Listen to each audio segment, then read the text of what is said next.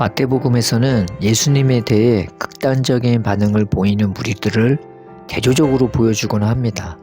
오늘 본문에서도 유월절 명절을 앞둔 시기에 두 곳에서의 모임이 기술되고 있죠. 그 모임의 한 곳은 가야바의 집이었고 다른 한 곳은 베다니의 나병 환자인 시몬의 집이었습니다.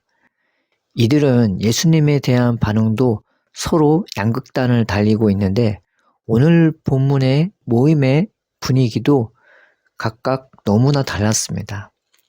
가야바의 집들에서는 그 시대의 지도자들, 대제사장들과 장로들이 모였습니다. 그런데 그들은 예수님을 어떻게 죽일까 긴장하며 다급히 의논하였습니다. 지금의 어떤 때입니까? 명절을 앞두고 있는 때였습니다. 유월절은 이스라엘이 애굽에서 나온 날을 다 같이 모여 기념하는 이스라엘에게는 생일 같은 날이요. 이스라엘의 3대 명절 중 하나이며 큰 축제 기간이었습니다. 이 좋은 날 그들은 예수님 죽일 생각밖에 안 했습니다. 대제사장은 백성들의 죄를 위해 기도하고 용서하며 축복하는 자리인데 그 대제사장이 좋은 날을 앞두고 누구 죽일 생각이나 하고 있는 겁니다. 반면 베다니 시몬의 집은 어떠했습니까? 베다니는 가난한 자의 집, 번민하는 자의 집이라는 뜻으로 감난산 초입에 위치하고 있습니다. 그런데 이곳이 지명 자체도 그러한데 성경에 이곳에 등장하는 자들의 신분이 죄인이거나 나병 환자거나 가난하거나 유명한 죄인이 있거나 기생이 있는 곳으로 보아 동네 자체는 최하층의 사람들이 주로 거하는 지역이 아니었나 생각이 듭니다. 그런데 예수님은 십자가에 못 박히시기 전에 바로 이곳에서 주로 머무셨습니다. 왜 그럴까요? 그들이 예수님을 진정으로 사랑하며 영접했기 때문입니다. 예수님 자체를 사랑하는 몇 안 되는 곳 중에 하나였기 때문이었습니다. 그래서 예수님이 유일하게 자주 거쳐가시거나 머무셨던 곳이 바로 베다니였고 오늘은 그 베다니의 나병 환자 시몬의 집이었던 것입니다.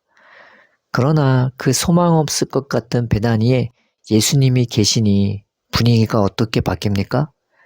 명절을 앞두고 있는 시기이긴 하지만 예수님이 계시다는 그 이유 하나만으로요. 그곳은 이미 잔치 분위기요, 축제 분위기요, 명절이나 마찬가지였습니다. 더군다나 거기는 베다니에서도 문둥병자 시몬의 집이었습니다.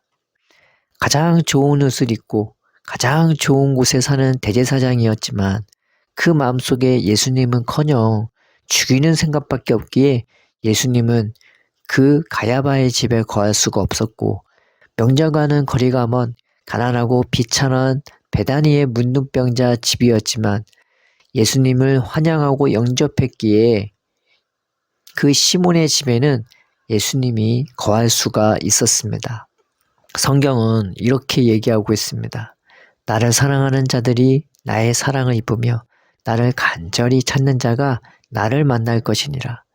우리가 우리네 삶 속에 예수님을 사랑하며 영접합시다. 우리의 집에 예수님을 간절히 찾으며 영접합시다. 가야바의 집처럼 하지 말고 시몬의 집처럼 예수님을 환영하고 모시는 자들이 됩시다. 비록 적은 물질과 보잘것없는 우리 집이라도 주께서 거하시게 될 때에 시몬의 집처럼 우리의 집이 참된 예배의 자리요, 축제의 자리요, 은혜와 사랑이 넘치는 잔치자리로 바뀌게 될 것입니다.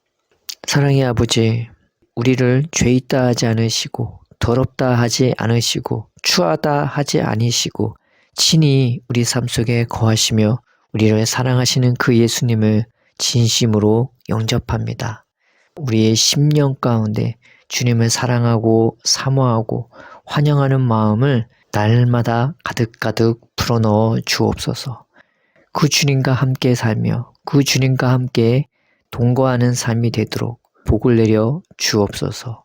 예수님의 이름으로 기도드립니다. 아멘.